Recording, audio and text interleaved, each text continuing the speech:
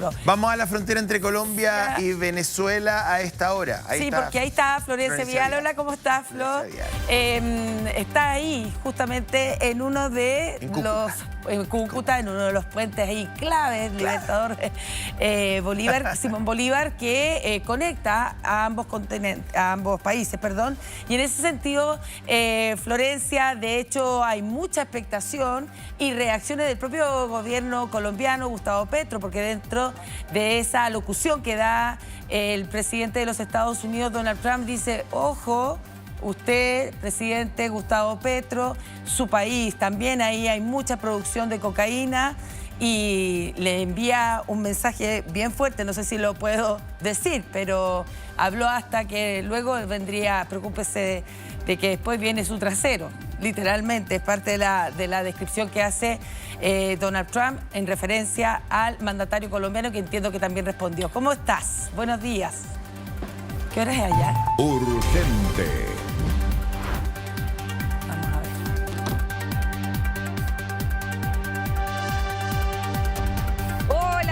Mariane, José, ¿cómo están? Muy buenos días. Claro, nosotros estamos acá en la frontera entre Venezuela y Colombia. Un poquito más allá se encuentra el puente internacional Simón Bolívar, que como tú bien mencionabas, Mariane, es el que conecta a millones de ciudadanos entre venezolanos y colombianos que cruzan este paso fronterizo a diario, ya sea para trabajar, para comprar mercancías, para visitar a sus familiares. Y es precisamente este punto uno de los que ha sido, podríamos decir, está en mayor alerta en los pasos fronterizos, considerando que a este sector, mira, de hecho vienen llegando los tanques militares, José y Mariane, a esta hora. Acá son, por ejemplo, 3 minutitos para las 6 de la mañana y comienza a llegar entonces el contingente militar. El día de ayer yo les contaba que este contingente militar, mira, acá empiezan a llegar toda la caravana de militares, 1, 2, 3, 4, veo por lo menos 5 tanquetas que están llegando en estos momentos acá al puente fronterizo. Ellos el día de ayer llegaron cerca de las 5 de la mañana y estuvieron por lo menos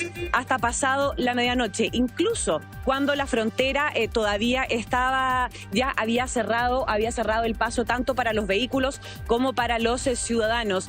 Estas tanquetas han estado prácticamente todos los días. Todo esto porque el propio gobierno de Gustavo Petro, hay que recordar que decretó un PMU, que es este puesto de mando unificado, que es básicamente una especie de consejo de seguridad extraoficial, podríamos decir, extraordinario, más bien digo, no extraoficial, y que lo que hace es coordina todas las instituciones de seguridad del país. Está en Cúcuta también el ministro de Defensa, Pedro Sánchez, que de hecho anoche, desde otro puente fronterizo de la zona, estuvo presidiendo una reunión, un consejo, donde se están tomando las diferentes directrices y sobre todo también las últimas medidas respecto a, por ejemplo, cómo se va a estar reforzando la frontera. Acá hay 2 puntos importantes. Uno es justamente que se teme que pueda existir un aumento en el flujo migratorio en las últimas horas, o sea, en las próximas horas más bien digo, debido a la incertidumbre y también al temor por parte de los venezolanos que no saben qué va a pasar, quién va a estar precisamente gobernando el país en los próximos días. Tenemos que Donald Trump dijo que ellos se van a hacer cargo de manera sin tiempo, es decir, podríamos decir atemporal. Tenemos también que el Tribunal Supremo de Venezuela aseguró que Delcy Rodríguez tiene que asumir por un tema de constitución la presidencia. Entonces, para el venezolano existe mucha incertidumbre sobre qué es lo que va a pasar respecto al gobierno de su país en las próximas horas. Me está tocando la bocina al tanque, así que me voy a mover un poquito, porque ellos se tienen que poner acá, estacionar justo al lado de la frontera. Si Gabriel me ayuda un poquito más a la derecha, bueno, ahí el tanque lo va a tapar. Nosotros veíamos cómo desde bien tempranito se ha estado generando una especie de fila, nada del otro mundo, pero esta frontera empieza a funcionar cerca de las 6 de la mañana. Desde antes las personas pueden llegar a este paso fronterizo desde Venezuela, pero tenían que estar haciendo, mira, ahí sí Gabriel me ayuda con esa fila, Hace por lo menos unos 5 minutos esta fila era de más o menos unas 30 personas, pero como ya queda un minutito para las 6, hora local, estas personas pudieron ingresar como a la cabina para que les timbren el pasaporte.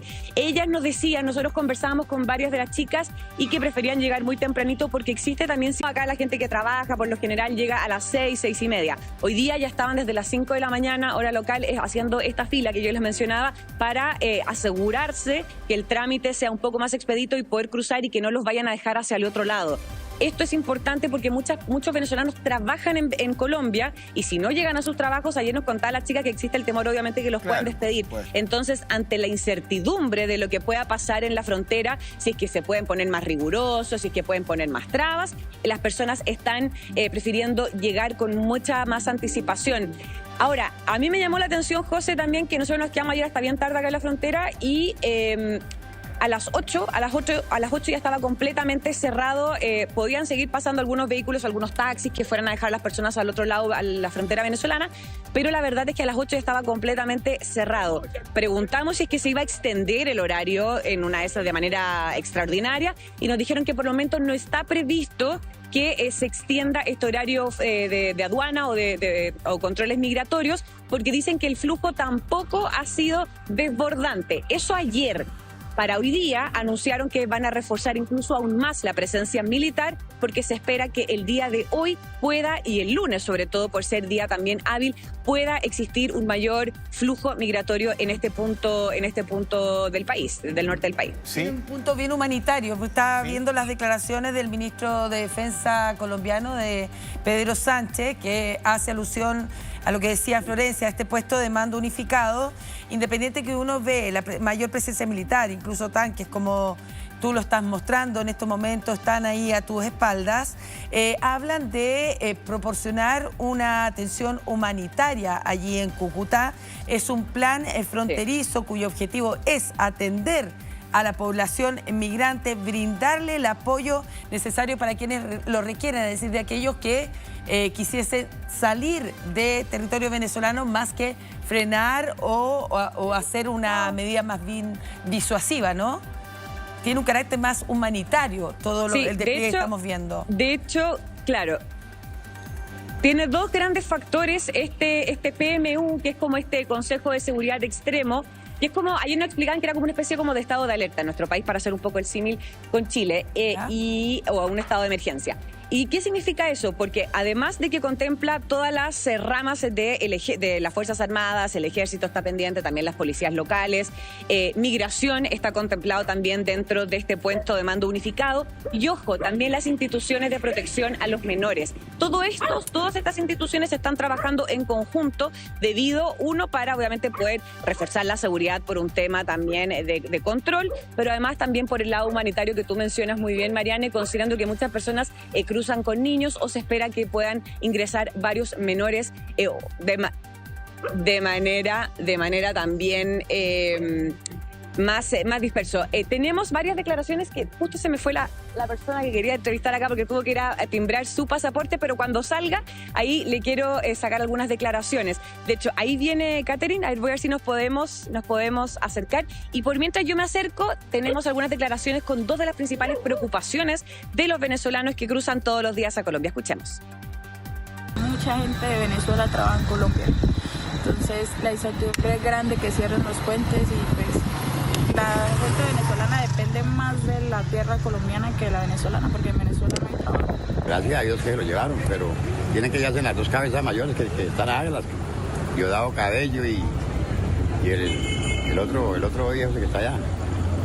Vladimiro Padrino. Esos son los papás de Venezuela, ellos dos. Habrá que pasar el tiempo y ver el cambio, si hay un cambio o no hubo un cambio. Por la hora estamos neutros.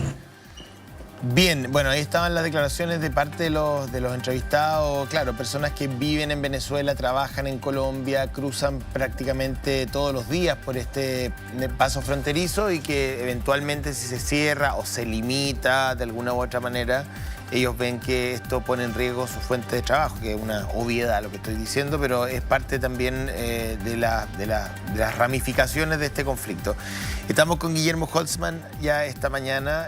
Gusto en saludarte, Guillermo. Yo creo que hoy día la sensación es de una confusión importante, ¿no? Desde el punto de vista político.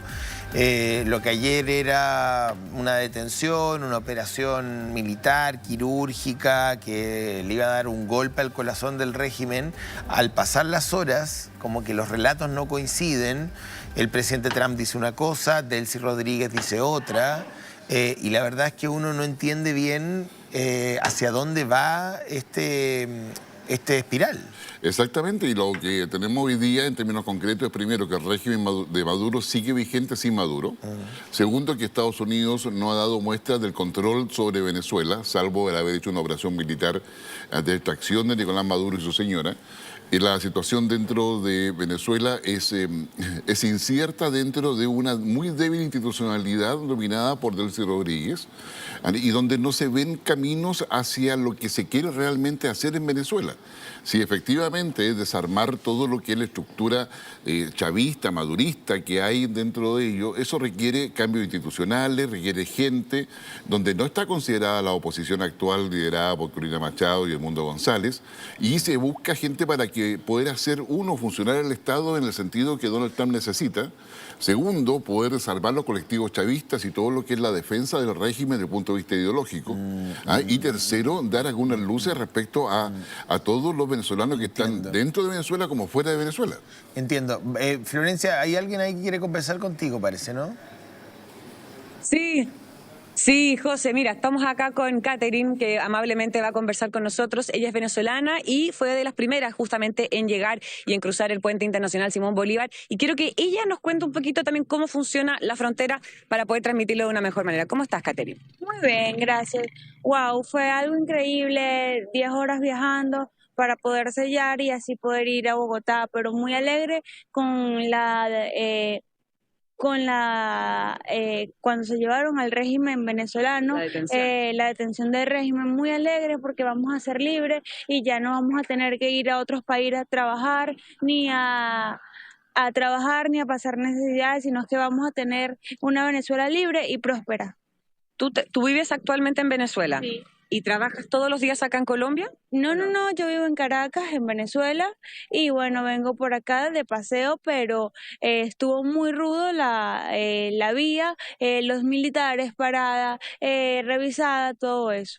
¿Cómo fue el día? Tú pasaste el día de ayer en Caracas, es decir, escuchaste todos los bombardeos y finalmente todo el movimiento también militar del día de ayer, ¿o no? Sí, fue muy horrible. Por donde vivo se murieron 2 personas, varios apartamentos fueron afectados, fueron muchos bombardeos. Es de un milagro de Dios estar acá hoy porque Caracas estaba muy rudo la salida. ¿Y la gente en Caracas qué decía? ¿Celebraban?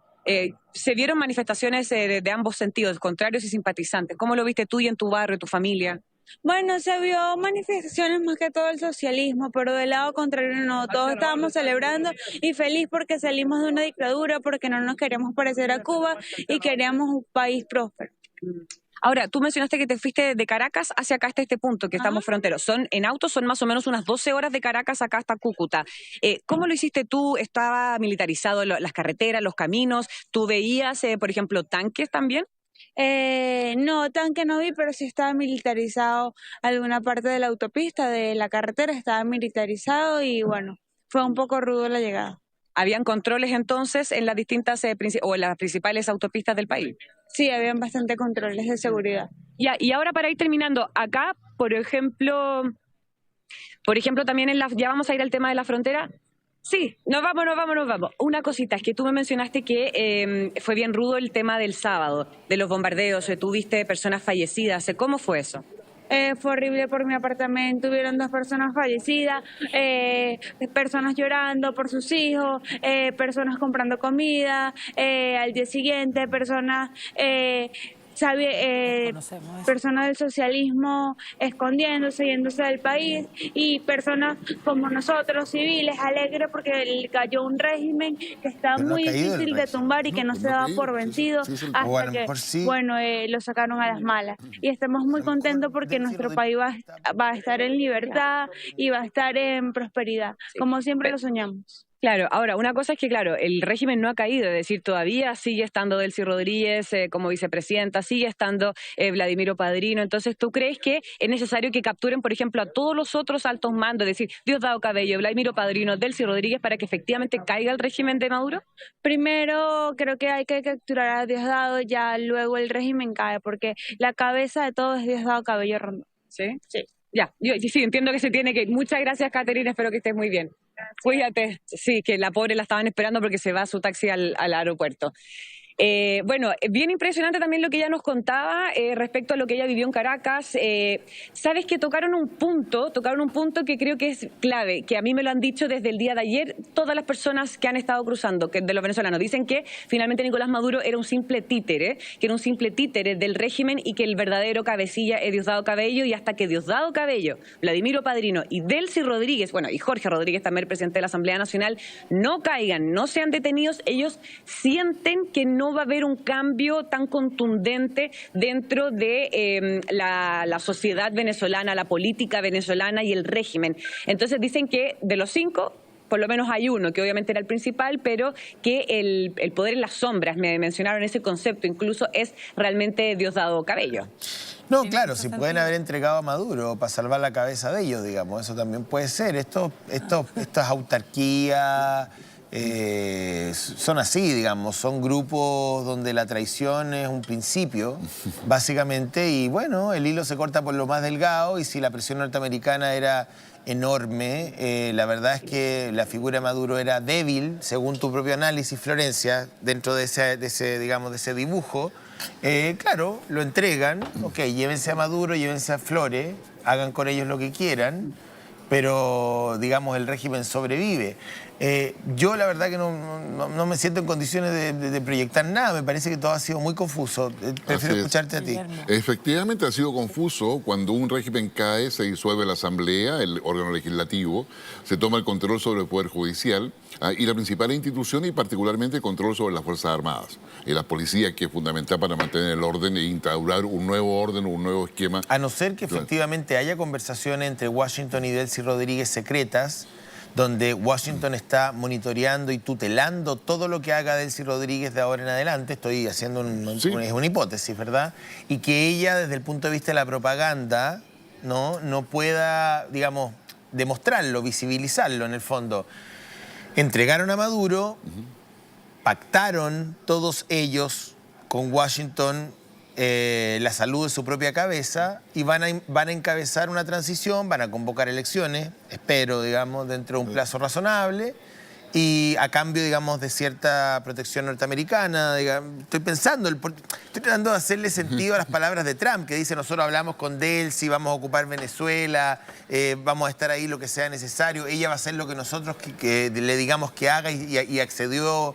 Entonces, estoy tratando de hacer calzar las piezas del puzzle, porque si no, no hace sentido. Claro, lo que tenemos, para apoyando un poco en la línea que tú estás señalando, José Antonio, es el hecho de que las Fuerzas Armadas y las policías no han colocado ningún tipo de resistencia, ni han generado una suerte de copamiento, digamos, de la fuerza en el territorio, que sería lo ideal, un estado de sitio en el caso de Chile, de tal forma de que nadie se mueva sin que ellos lo sepan. Al contrario, hay una tensa calma, esperando todos saber qué es lo que efectivamente va a pasar. Lo que pasa es que, de acuerdo a los hechos, a lo que uno ve, yo creo que hay muchas cosas. O sea, lo principal no lo estamos viendo, eso es lo que yo te estoy diciendo. Sí. Lo visible, lo que hemos visto, las declaraciones de Trump, de Rubio, de Delcy Rodríguez, de Diosdado Cabello, son absolutamente inconexas unas con otras, no hacen sentido, se anulan, se contradicen. Eso desde el punto de vista de la propaganda.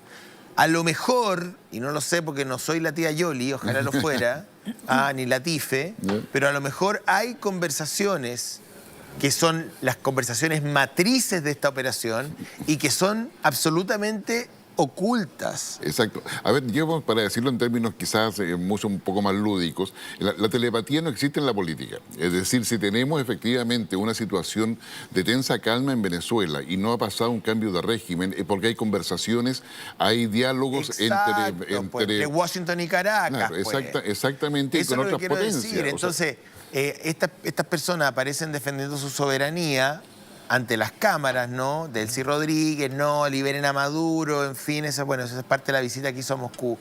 Pero en realidad ella está conversando con Marco Rubio todo el tiempo. Eso es lo que uno podría asumir, digamos. Exactamente. O hay alguien en la Embajada de Estados Unidos en Caracas o en otra parte que es interlocutor. Pero hay interlocutores que están negociando y están dialogando. Exactamente. Guillermo, las Fuerzas Armadas, ¿quiénes escuchan? ¿Las Fuerzas Armadas escuchan a Delcy Rodríguez o básicamente a Vladimir Padrino o Diosdado Cabello? Eso no tenemos la certeza. Las Fuerzas Armadas no se han movilizado. Las Fuerzas Armadas responden a un mando y lo importante en la estructura de las Fuerzas Armadas, si bien es cierto, son los generales porque son los visibles, lo realmente importante son los que tienen mando operativo sobre fuerzas con armamento. ¿Cómo ocurrió el 3 de enero en Panamá? ¿Me puedes recordar? Creo que es un modelo que uno debería observar. O sea, entraron, sacaron a Noriega. ¿Y qué pasó en Panamá durante los primeros meses? Sí, recordemos que en Panamá, cuando se saca Noriega, había una instalación militar estadounidense con un formato especial y donde habían fuerzas importantes de Estados Unidos allí. Era una suerte de base protegida donde Estados Unidos tenía soldados allí. Ya, una suerte de Guantánamo. Exactamente. Aquí no la tiene. Claro, por lo tanto, cuando ingresan los SEALs o los comandos de Estados Unidos, no entran solos, sino que hay un apoyo ya previo dentro de Panamá, que finalmente rodean a Noriega, el lugar donde estaba, y lo obligan a entregarse. Pero una vez que lo sacan, Estados Unidos ocupa Panamá durante un tiempo, empuja una transición, yo no lo recuerdo. No, empuja una rápida transición con una persona ya preestablecida y conversada por él. Entiendo. Entonces, y luego ya viene todo el proceso de normalidad que conocemos hasta el día de hoy. Vamos de vuelta a la frontera entre Colombia y Venezuela. Estamos ahí, estamos también en algunos lugares de Santiago, estamos preocupados de lo que ocurre en las embajadas. Esto, la verdad, que cambia momento a minuto. Florencia, podría pasar todo, como podría pasar nada durante este día domingo. Entonces, la verdad que esa es más o menos la temperatura de la información a esta hora. Te escucho. Sí, José. Solamente quería aportar un datito que me comentaron incluso en el propio aeropuerto cuando llegué a Cúcuta, que fue también un 3 de enero, cuando finalmente el dictador Emanuel Noriega se termina rindiendo ante Estados Unidos. Entonces, el 3, exacto, el año 90. Entonces, si bien finalmente Estados Unidos invade el 89, pero el 3 de enero del año 90 finalmente termina siendo una fecha muy importante y además fue la misma Fuerza Delta, que es este grupo de élite de Estados Unidos, lo que también estuvieron en la invasión en Panamá y acá también en Caracas. Bueno, ya, además de la historia, es exactamente el mismo, por eso sí, es muy llamativo en ese sentido, ya como ahí el datito histórico. Ahora, yo les mencionaba que nosotros ayer llegamos al aeropuerto de Cúcuta, había muchísimo refuerzo militar, muchos tanques, vehículos de las distintas policías locales, pero además también había, por ejemplo, mucho perro buscando antiexplosivos, y eso da cuenta también no solamente de la tensión acá en la frontera, sino que también la alerta a nivel político. ¿Por qué? Porque hay que recordar que Donald Trump y Gustavo Petro no se han llevado muy bien en los últimos meses, se han descalificado, se han insultado. Y hace un tiempo Estados Unidos y Donald Trump había de alguna manera amenazado, o entre comillas advertido, que Gustavo Petro debía cuidarse la espalda. Bueno, acaba nuevamente de reiterar esta advertencia contra Gustavo Petro, porque si bien el presidente colombiano fue uno de los primeros en condenar este ataque en Caracas, este bombardeo en Caracas, la detención de Nicolás Maduro, él decía que esto era una violación a la soberanía venezolana, que los conflictos internos de cada país deben ser solucionados por sus pueblos, y le respondió Donald Trump, y acá incluso le respondió con un insulto, porque le dijo que él lo sigue acusando de que Gustavo Petro tendría fábricas de cocaína en Colombia y que finalmente las traficaría a Estados Unidos, y que por eso, si no quiere seguir el mismo camino que Nicolás Maduro, que se cuidara la espalda. Yo le voy a decir la espalda, pero no dijo espalda. No, que se tiene que cuidar el trasero, digamos las cosas como son. ¿Sí? A ver, sí, pues. se tiene ya, que bueno, quería ser un poco más polite. Dame un segundo. Escuchemos al presidente. Ya. Escuchemos al presidente Trump como parte de esta, yo creo que fue rueda de prensa histórica, va a quedar, digamos, en los archivos por muchas apreciaciones, desde el punto de vista comunicacional, en fin. Y después voy a poner un punto que me parece que es mucho más profundo que simplemente el hecho de Maduro en particular. Mira, escuchemos al presidente Donald Trump. Él tiene molinos de cocaína. Tiene fábricas donde produce cocaína y sí, creo que mantengo mi primera afirmación. Está fabricando cocaína y la está enviando a Estados Unidos, así que debería cuidarse. Yo creo que estamos frente a un nuevo orden mundial. A lo mejor me va a decir, Neme está todo lo contrario. Enfermo, no... ¿Quién es Neme? ¿Quién es este pelotudo pedorro del matinal que viene a decir cualquier pelotudez? Pero mira, voy a decir una cosa. Música de decir una cosa. No, en serio, voy a decir una cosa. La democracia es así. Lo lindo de la democracia es que cualquiera puede opinar, algunos con más credenciales que otros, pero la verdad que si no vamos a empezar hagamos una libertad de opinión censitaria. Pero el punto es el siguiente. Yo creo que Trump está inaugurando un nuevo orden mundial. Me parece que esta es la doctrina Trump.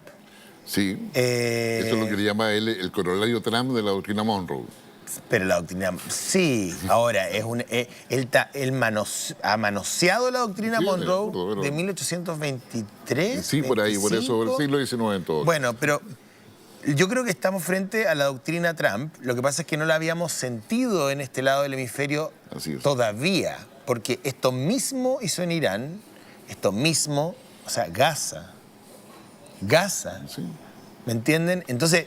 Lo que quiero decir acá, y lo que a mí me indigna, y lo digo, estoy indignado, ojo, lo que pasa es que estoy en un set de noticias, entonces no estoy en el matinal, pero estoy indignado. Mi indignación clásica. 1823 es que y se lo voy a preguntar a los entrevistados que vengan durante el resto del día. Está bien que uno haga una defensa al relato del derecho internacional, perfecto, pero ese derecho internacional tiene que tener un correlato en la realidad.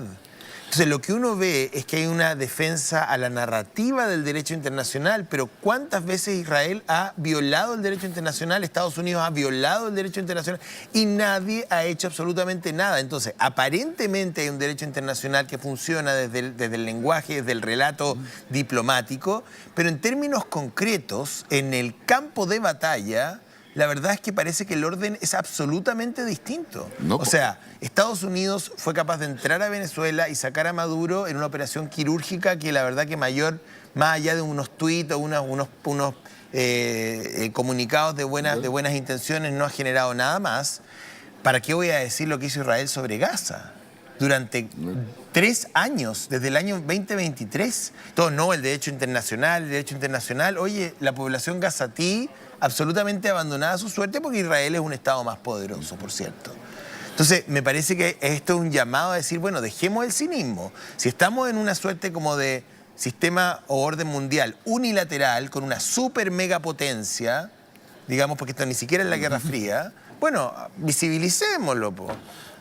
Bueno, eso es una opinión súper ciudadana que a lo mejor está muy alejada de los parámetros, digamos, jurídicos. O sea, yo creo que hay 3 dimensiones de análisis distintos, o 3 niveles de análisis distintos. Uno, el que tú mencionas, que dice relación con este suerte de multipolarismo, donde Estados Unidos hace suerte de hegemón y que está acompañado de China, Rusia e India en lo principal y la Unión Europea un poco más atrás. Hay Reino Unido, que no hay que dejarlo de lado en esta ecuación.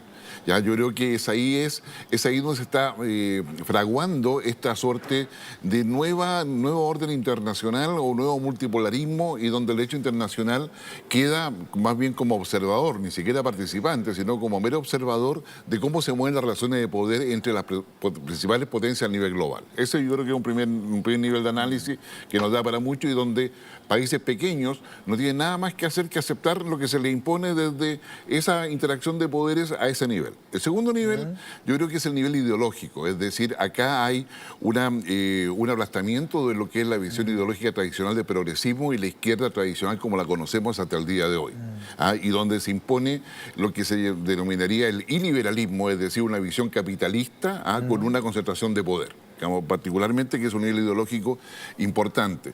Y el tercero, yo diría que es cómo los países responden desde esa imposición de nueva realidad a la cual se enfrentan. Exacto. Cómo responden a todo ello no teniendo más herramientas que la retórica, porque no tienen ni la capacidad militar, O ni sea, la capacidad es la ideológica. retórica y 4 o 5 materias primas, porque ni siquiera viene manufacturado, ni siquiera se puede presionar desde ese lugar. Y hay algunos países del tercer mundo que, por fortuna y asignación natural, cuentan con carburos. Exacto. Y pueden realizar presiones a través del... que es lo que hace Irán básicamente con los shocks petroleros. O sea, es capaz de... Pero para quienes no tenemos petróleo, ni oro, ni un commodity que pueda manejar un poco el mercado mundial, la verdad que el margen de acción concreto es muy estrecho. Quería ir de vuelta con Florencia Vidal porque estamos en vivo y en directo desde la frontera entre Colombia y Venezuela, lo más cerca que podemos llegar de Venezuela. Hay que recordar que desde hace algunos años tanto a los periodistas chilenos como a los ciudadanos chilenos se les exige una visa para poder entrar a Venezuela. Esa fue una respuesta del régimen a la exigencia de visa democrática del presidente Piñera en ese momento. Por lo tanto, Florencia, si es que no tiene esa visa, no puede cruzar el puente. Es lo más cercano que podemos estar de territorio venezolano como medios chilenos. Son las 8 de la mañana con 26 minutos en vivo desde la zona de Sudamérica. Te escucho. Así es, José. De hecho, nosotros ayer nos acercamos en el puente porque obviamente queríamos ir a mirar, a captar algunas impresiones de las personas que iban cruzando y de inmediato llegaron los guardias fronterizos. Claro. Es una cosa que... Y eso que nosotros, por ejemplo, somos dos, es decir, no estamos... Ayer veíamos la prensa internacional, Univisión, todos venían con 7 productores, cámaras, móviles, eso nos luces. Pasa siempre, nosotros somos un equipo de 2 personas. Eso nos pasa siempre, porque somos un país humilde. Porque sí, es verdad. Cuando uno hace cobertura de pero afuera... Trabajador. Uno hace cobertura afuera, oye, yo he visto cuando estaba en París, en Londres, en qué sé yo, llegan unos mega despliegues de las cadenas norteamericanas o europeas. Yo solo con Petita. Yo solo con Petita. No, es que llegan prompter portátiles. Ya. Prompter No portátiles. te creo, Sí, también. obvio, prompter portátiles. O sea, pero José, imagínate que ayer el noticiero de Univisión salió lo desde hicieron ahí, desde claro. acá. Sí, Y nosotros estamos... Salió desde acá. El estudio se trasladó, no era un estudio improvisado, Claro, pero estaba la conductora principal de Univisión ahí y yo al lado robándole el foco de luz. Bueno, pero mira, a veces chiquitita, pero bueno, mira dónde estás delante de unas tanquetas, de unos tanques, funciona, da lo mismo. Oye, quería preguntarte, Florencia, aprovechando que estás ahí. A lo que iba mi comentario, más allá de que nuestro despliegue quizás un poco más modesto. Sí, dime. Desde el punto de vista político, tú me imagino que aterrizaste en Bogotá, viste las portadas de los diarios, a lo mejor escuchaste la radio en tu trayecto a Cúcuta, no sé. Desde el punto de vista político, ¿cuál es el relato que hace el gobierno de Petro de todo esto en Venezuela? Mira, nosotros no pasamos por Bogotá, nos vinimos directo hacia Cúcuta. Y la verdad es que, pero sí le vi los diarios, todas las radios y todo, y acá existe hay dos visiones, porque por un lado hay mucha presión parlamentaria, de oposición principalmente al gobierno de Gustavo Petro, en el sentido... Tienen elecciones en abril, entiendo. Claro, tienen elecciones parlamentarias y presidenciales durante este año, por lo tanto, donde Gustavo Petro no va a ir a la reelección, pero claramente va a poner un candidato de sus filas. Y en ese sentido, Gustavo Petro ha sido súper cuestionado debido al apoyo que le ha entregado a Nicolás Maduro de manera, podríamos decir, intachable. Si bien Gustavo Petro podríamos decir que es uno de los principales simpatizantes de Nicolás Maduro, le seguía diciendo presidente, él decía que efectivamente... el gobierno del régimen de Venezuela había tenido el impasse de transformarse en una dictadura, pero desconocía de que Nicolás Maduro tuviera vínculos con el narcotráfico, que es lo que está acusando o cómo lo está acusando el gobierno de Estados Unidos. La única salvedad o la única gran, podríamos decir, punto o cuestionamiento de Gustavo Petro a Nicolás Maduro, que dijo que efectivamente en Venezuela existe una dictadura porque no se pueden garantizar los derechos fundamentales ni los derechos humanos o vitales.